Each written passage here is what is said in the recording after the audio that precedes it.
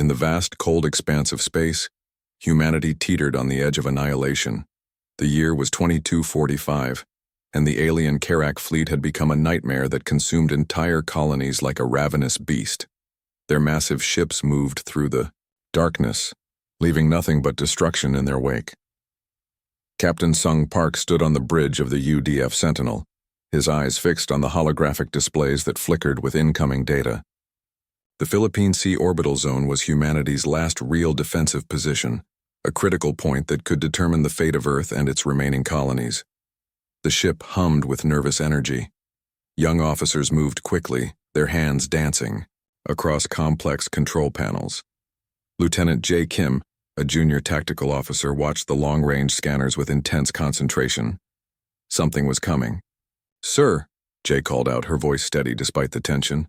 "We're detecting multiple Karak signature energy patterns approaching from Sector 7. Sung Park nodded. He had been expecting this moment.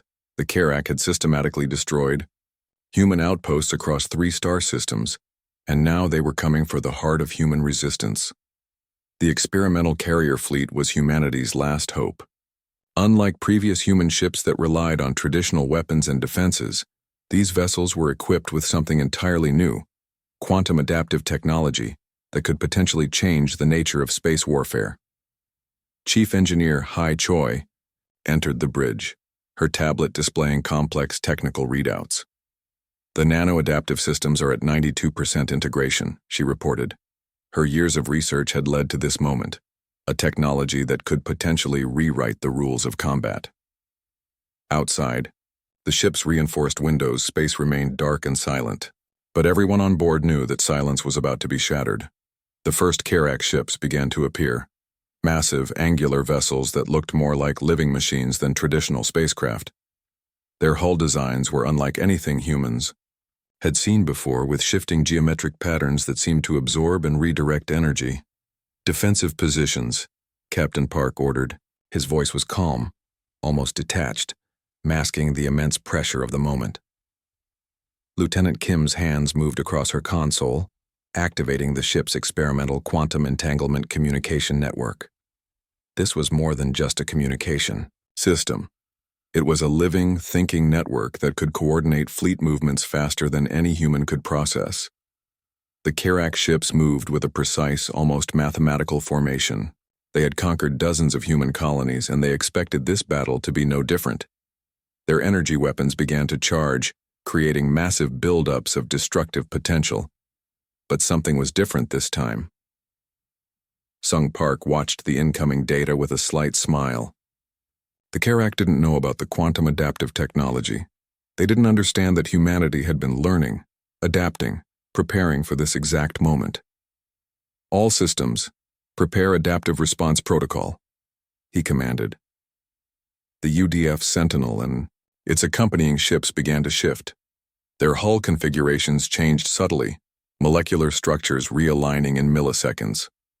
Weapon systems that moments ago looked like standard cannons transformed into something entirely new.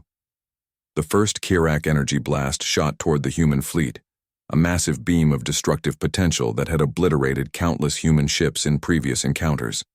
But this time, something unexpected happened. The human ships absorbed the energy, not just deflected, not just survived, but actually absorbed and redirected the massive destructive potential. On the Karak command ships, alien commanders watched, in confusion as their most powerful weapons seemed to simply disappear into the human vessels. Captain Park knew this was just the beginning. The real battle was about to start, and humanity was ready. The Philippine Sea Orbital Zone would become a turning point in human history, a moment when humanity would show the universe that they were not just another species to be conquered, but a force to be reckoned with.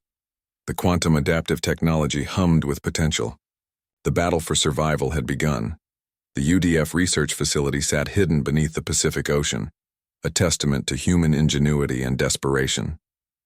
Lieutenant J. Kim and Chief Engineer Hai Choi worked side by side, their fingers moving across holographic interfaces that pulsed with complex data streams. Months of sleepless nights and countless failed experiments had led to this moment. The nano-adaptive combat system was more than just a weapon. It was humanity's ultimate survival strategy. "Look at this," Hai said, her voice barely above a whisper. A holographic model of a molecular structure twisted and transformed before their eyes. What looked like a simple metal surface could now change its entire molecular composition in milliseconds. The Karak had technology that seemed like magic. Their ships could shift energy patterns, redirect attacks, and adapt faster than any known species.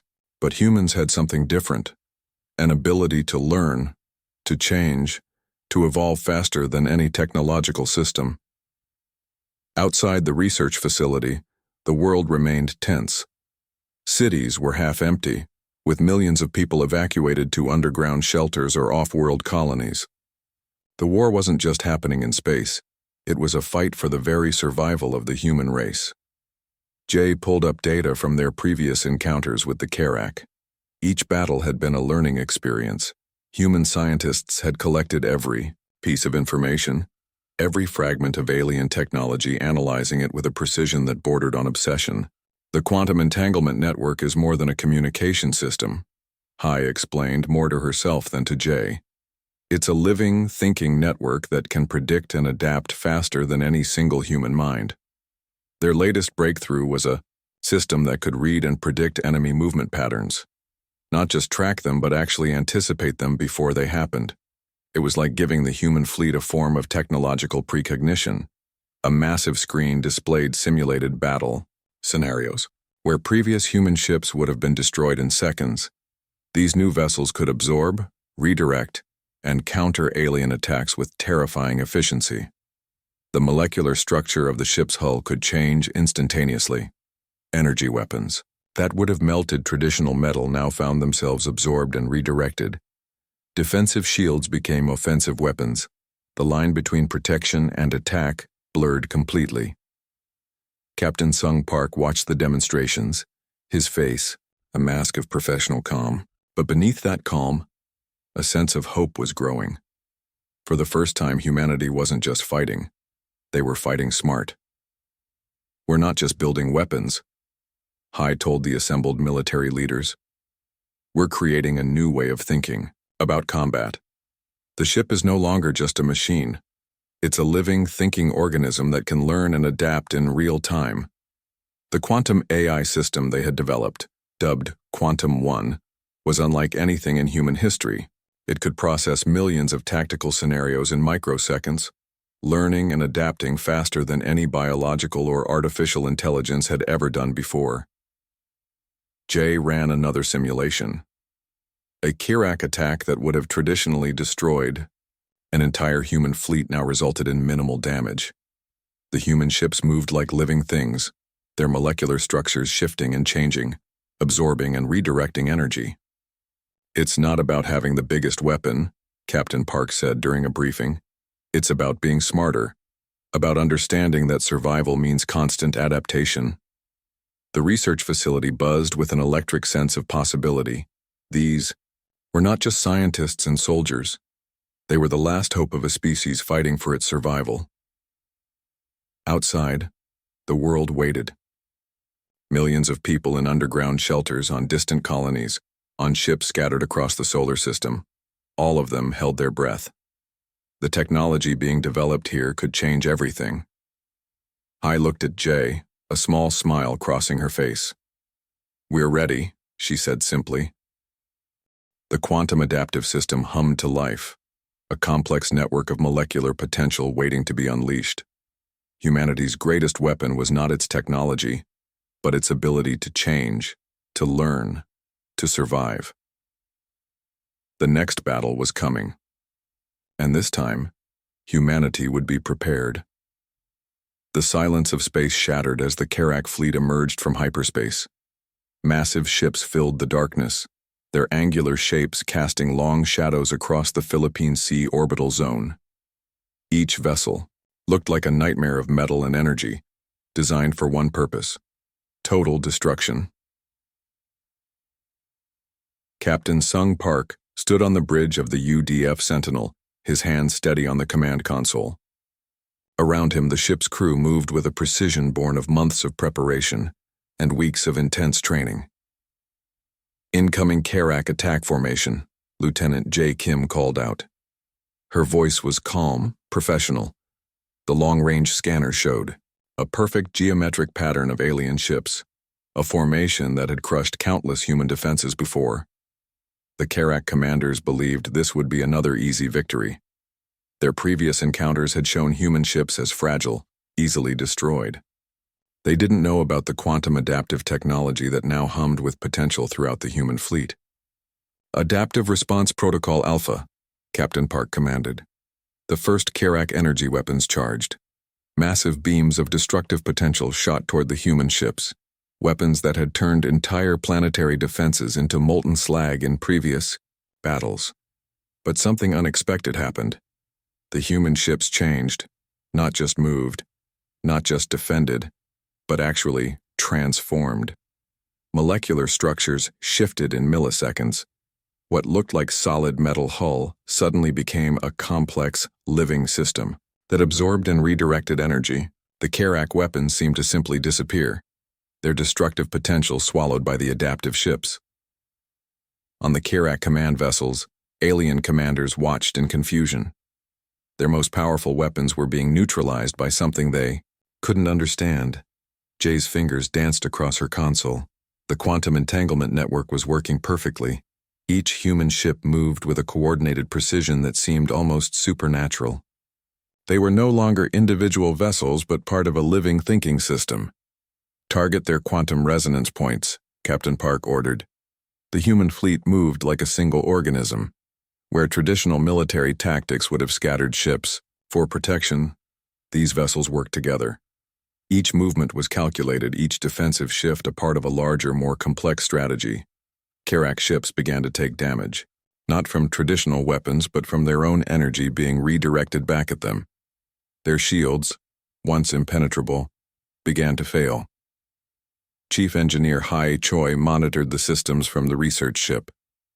"The adaptive technology is performing beyond our initial simulations," she reported to Admiral Wu Li. "We're learning and changing faster than the Karak can respond." The battle became something more than a traditional space combat. It was a dance of molecular potential, of adaptive intelligence fighting against a supposedly superior technological force.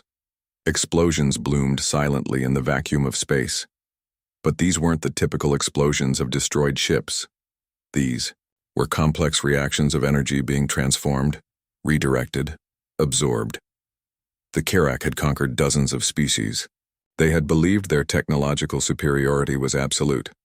No species had ever successfully defended against their full attack force. Humanity was about to prove them wrong. "Quantum adaptive shields at maximum efficiency," Jay reported. The ships around the Sentinel were moving in perfect synchronization, each vessel adapting and changing faster than any biological or artificial intelligence could process. Captain Park watched the battle unfold. This was more than a military engagement. This was a statement about human potential, about the ability to learn, to change, to survive. The Karak fleet began to break formation. Something was happening they couldn't understand. Their most advanced weapons were being turned against them. Their perfect geometric attack patterns were falling apart. For the first time in their history of conquest, the Karak were experiencing something they had never considered possible: defeat. As the battle continued, it became clear this was not just a human victory. This was a transformation of what was possible in space warfare. The Philippine Sea orbital zone would become a legendary battlefield. The moment when humanity showed the universe that adaptation was the most powerful weapon of all. The battle reached a critical point where every second could determine the fate of humanity. Admiral Wu Li watched from the command station, his weathered hands gripping the edge of the tactical display. The Quantum One AI system processed millions of potential scenarios with each passing moment. Captain Sung Park's voice cut through the ship's communication system. "Prepare quantum resonance attack," he commanded, his words calm but loaded with strategic intent. The Karak fleet had begun to realize something was terribly wrong. Their perfect attack formations were breaking apart. Ships that should have destroyed human vessels found themselves neutralized, their energy weapons absorbed and redirected in ways that defied everything they understood about combat. Lieutenant J. Kim identified a critical weakness in the Karak fleet's quantum shield configuration. It was a tiny gap, something so small that any traditional scanning system would have missed it. But the adaptive AI saw everything. "Target confirmed," she reported. Her fingers moved across the console with surgical precision. The UDF Sentinel and its accompanying ships began to move, not as separate vessels but as a single living system. Each ship adjusted its molecular structure, communicating through the quantum entanglement network faster than light could travel. Chief Engineer Hai Choi monitored the system's performance. The nano-adaptive technology was working beyond their wildest expectations. What had started as a theoretical concept was now changing the entire nature of space warfare. Massive energy pulses shot from the human fleet. But these were not traditional weapons. They were complex quantum resonance attacks that could penetrate the most advanced alien shielding. Each pulse was a living thing, adapting, changing, finding the tiniest weakness in the Karak defense system. The first Karak command ship exploded. But it wasn't a typical explosion. The vessel seemed to collapse from within, its complex technological systems turning against themselves. Other Karak ships watched in horror as their lead vessel simply disintegrated. Admiral Lee understood what was happening. This was more than a battle, this was a complete technological revolution. "They're learning faster than we can track," Hai whispered, watching the battle unfold. The Quantum One AI was doing something unprecedented. It was not just predicting enemy movements, but actually reshaping the battlefield in real time. Karak. Commanders tried to regroup. But every time they attempted a new attack formation, the human fleet was already 3 steps ahead. Their ships moved like living things, molecular structures shifting, energy weapons transforming, defensive systems becoming offensive weapons in milliseconds. Captain Park watched the tactical display. Years of human research, months of preparation, and weeks of intense training had led to this moment. Humanity was no longer just fighting for survival. They were showing the universe what they were capable of. The quantum adaptive technology proved to be more than just a weapon. It was a complete reimagining of space combat. Traditional military strategies became obsolete.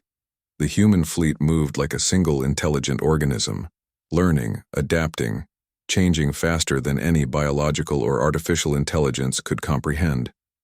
Karak ships began to fall, not destroyed by conventional weapons but by their own technology turned against them.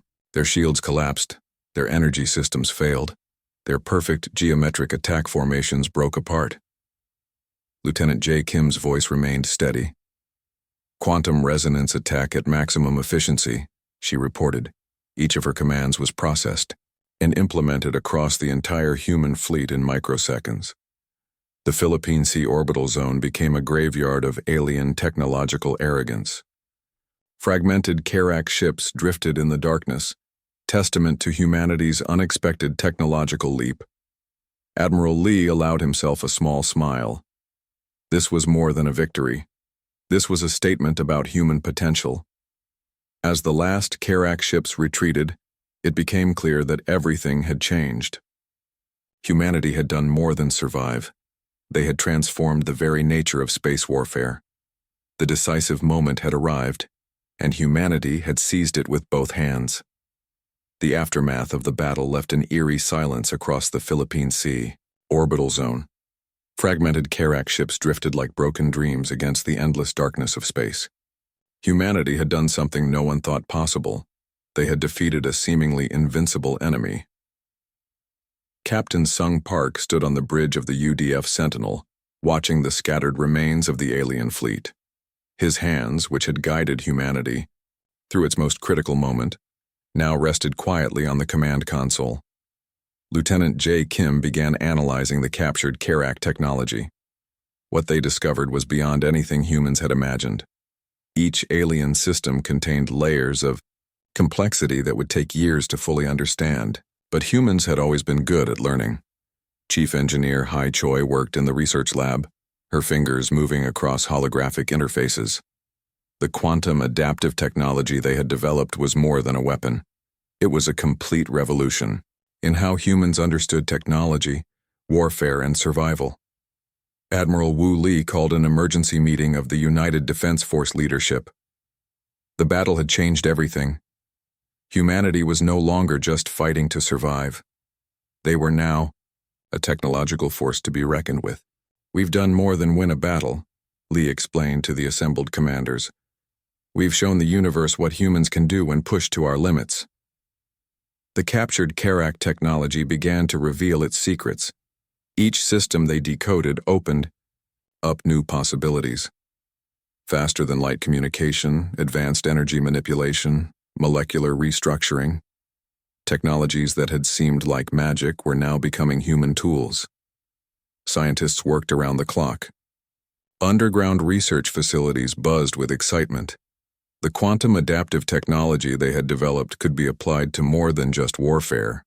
Medical technology, space exploration, energy production, everything was about to change. Back in the orbital zone, the remains of the Karak fleet told a story of technological defeat. Ships that had conquered dozens of species now floated helplessly, their advanced systems neutralized by human innovation. Jay discovered something unexpected in the Karak computer systems. Detailed star charts, information about other conquered species, technological blueprints, a treasure trove of universal knowledge that would take decades to fully understand. "This is more than a victory," Hai told her research team. "This is a transformation of human potential." The quantum entanglement communication network they had developed was already being adapted for civilian use. Instantaneous communication across vast distances became possible. The technology that had saved humanity was now going to connect humanity. Captain Park received orders to prepare a detailed report. But this was more than a military document. It was a blueprint for humanity's future. The battle had proven that adaptation was the most powerful weapon of all. News spread across human colonies. Underground cities, distant space stations, evacuated planetary settlements. Everywhere humans celebrated. They were no longer just survivors. They were innovators, adapters, a species that could turn certain defeat into unexpected victory. The Karak had believed humans were just another species to be conquered. They had been wrong. Admiral Li looked at the tactical displays. The Philippine Sea orbital zone was no longer just a battlefield. It had become a symbol of human potential, a moment when humanity had shown the universe its true nature. Jay continued, analyzing the captured technology. Each discovery was like solving a complex puzzle. The Karak had advanced technology, but humans had something more important: the ability to learn, to change, to grow. The research continued. The quantum adaptive technology would be studied, improved, expanded. What had started as a desperate defense mechanism was now becoming the foundation of a new human technological revolution. Captain Park knew this was just the beginning. Humanity had proven it could survive against impossible odds. Now they would thrive. In research labs, on space stations, in underground cities, humans looked to the future with a new sense of hope. The battle had changed everything. They were no longer just fighting to survive. They were ready to explore. The transformation was complete.